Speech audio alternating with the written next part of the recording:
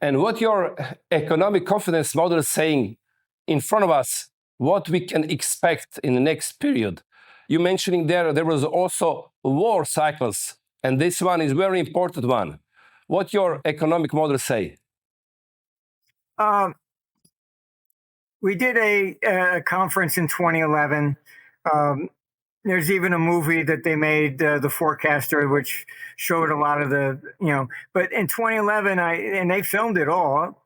They said, look, the war cycle turns up in 2014. And you can Google it. In 2013, I said it's going to be Ukraine. The computer's been very good at picking these different places. And people wonder how. I mean, so many wars have started over Crimea. Even the Black Plague came from Crimea. That's why there's still Tartars that are living there. That's from the Mongols that invaded in the year 1240. All right, some didn't leave. So it's more of a you cannot, when you look at interest rates and everything, it all comes together. Now, what we're experiencing currently is what our computer's projecting out by 2032. We go through these cycles roughly about every 300 and some odd years, where the forms of government change. And republics are traditionally often the most corrupt because politicians, can be easily bribed. And I think that you get these contagions, even if you look throughout history. Like Rome overthrew its kings in 509 BC, and within 6 months, Athens is overthrowing its tyrants and democracy is born. Okay, so you get these contagions. Tiananmen Square, within a few months, Berlin Wall falls. All right. I don't know, maybe how to explain it, but, old grudges exist, and something starts, you go, that's a good idea. These people have gotten me angry, and so you're seeing right now, you're seeing tensions rising everywhere. It's not just Ukraine. You got the Middle East. You had, Thailand and Cambodia, India, Pakistan, China, Taiwan, North Korea versus South Korea again. It's all rising up all at the same time again. Kind of like World War I in a sense. And NATO is dangerous in a sense that that's most historians agree that it was all the treaties that led to World War I. It compelled one country to come to the aid of another. And that's exactly what NATO is.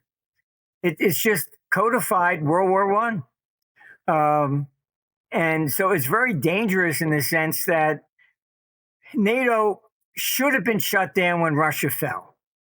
The whole purpose of it was against the Warsaw Pact. Okay? And whenever you create a government agency, I don't care what it's for, they will fight tooth and nail to retain their power. That's their salaries, their pensions. Okay, so NATO, I've seen the internal memos. When the money was going to climate change, they were concerned, how do we remain relevant? Keep the money going. The only way they can remain relevant is constantly saying, Putin wants to invade Europe. He's been there since 1999. He doesn't have much time left. All right. So he hasn't made a move for that. He's not a stupid man. He doesn't want World War III. He's made so many peace offerings, and they're always rejected. He signed the Minsk agreement, and then you had Merkel from Germany stand up and say, well, we never really intended to honor it. There was another peace agreement, and Boris Johnson from London flew to Kiev and told Zelensky he wasn't allowed to sign it. That made the front pages of Pravda in Ukraine. They don't want peace. They need this, this confrontation, because it's a distraction from the problems economically. unfortunately, this is the way it is. And NATO was even trying to expand, open up offices in Japan, so that to go against China. This is all about money. How do I retain my power? How do I keep the money flowing to me? And if you don't give me money, Russia's going to destroy you. So it's always the same thing. Yeah. And I've been to dinner with some of these neocons, and they're illogical. I think they live on hate, actually. And the number one thing that they say is never talk to the enemy. Why? Because there might be peace. I was in Washington when Gorbachev was there, and Reagan wanted to go meet with him. And they couldn't call him a communist anymore. So they said, you can never trust a Russian. And Reagan refused, and he said, I'm going. If he didn't go, the Berlin Wall would never fall. All right. But this is what they don't want. So you look at every European leader, and I've spoken to a few countries, said, has anybody picked up the phone and tried to even negotiate peace? No. Yeah. I know that.